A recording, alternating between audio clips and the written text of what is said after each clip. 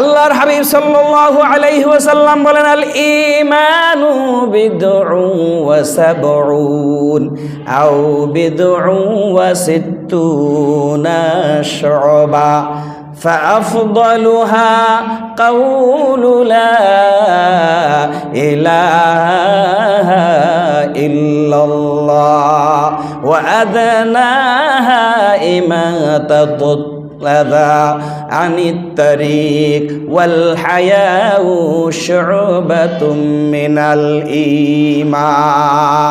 আল্লাহর হাবিব সাল্লাল্লাহু আলাইহি ওয়াসাল্লাম বলেন, উম্মত রে, ঈমানের 60 ঊর্ধ্ব অথবা 70 ঊর্ধ্ব শাখা প্রশাখা রয়েছে।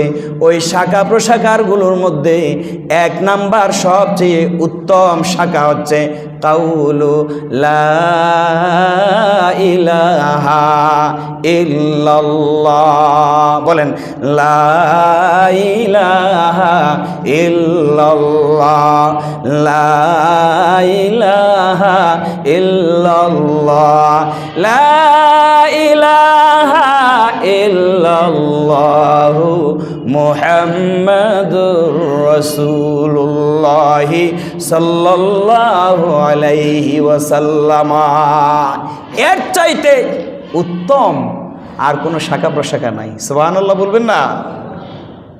এমন একটা শাখা নির্ধারণ করা হয়েছে, যেই শাখা আপনার অন্তরের সাথে, হৃদয়ের সাথে গেঁথে থাকলে আপনি জান্নাতি।